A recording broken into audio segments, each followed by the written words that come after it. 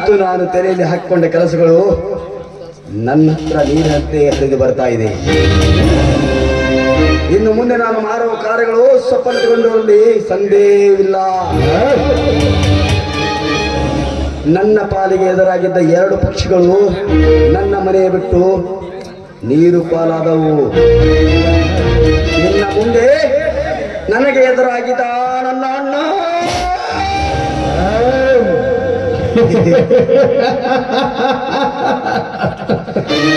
ಅವನಿಗೆ ಮೋಸದ ಚಕ್ರ ರಥವನ್ನು ರಚಿಸಿ ಆ ರಥದ ಚಕ್ರದಲ್ಲಿ ಅವನಿಗೆ ಹಾಕಿ ಸಾಯಿಸಿ ಈ ಸರ್ವ ನಾರೇ ಒಡೆಯನಾಗಿ ಮೆರೆದಿದ್ದರೆ ನನ್ನ ಹೆಸರು ಶರತ್ ದೇಸಾಯಿ ಇದೆ ಅಲ್ಲ.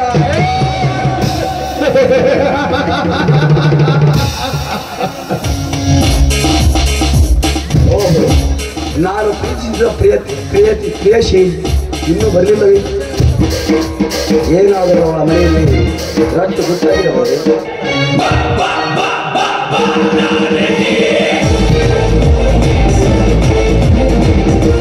ಬಾ ಗಂಗಾ ಬಾ, ನೀ ಬರುವ ಹಾದಿಯನ್ನು ಕಾಯ್ತಾ ಇದ್ದೀನಿ.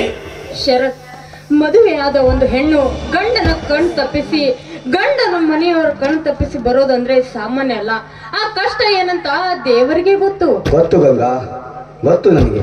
ಆದ್ರೆ ಗಂಗಾ, ನನಗೆ ಪ್ರೀತಿಸಿದ ಒಂದೇ ಒಂದು ಕಾರಣಕ್ಕೆ ನೀನೊಂದು ಚಿಕ್ಕ ಡ್ರಾಮಾ ಮಾಡಬೇಕು ಗಂಗಾ. ಡ್ರಾಮಾನ ಏನ್ ಮಾಡ್ಬೇಕು? ಆ ನಿನ್ನ ಮನೆಯಲ್ಲಿ ನಿನ್ನ ಅಕ್ಕ ಮತ್ತು ನಿನ್ನ ಗಂಡ ಇಲ್ಲ ಸಮಯ ನೋಡಿ ನಿನ್ನ ಮಾವನಿಗೆ ಹಾದರದ ಪಟ್ಟವನ್ನು ಕಳಿಸಬೇಕು ಗಂಗಾ. ಆಯ್ತು ಶರತ್, ನೀವು ಹೇಳಿದಂತೆ ನಮ್ಮ ಮಾವನಿಗೆ ಹಾದರದ ಪಟ್ಟವನ್ನು ಕಟ್ಟಿ ನಮ್ಮ ಅಕ್ಕನನ್ನು ಮಾವನನ್ನು ಆದಷ್ಟು ಬೇಗ ಮನೆಯಿಂದ ಆಚೆ ಹಾಕ್ತೀನಿ.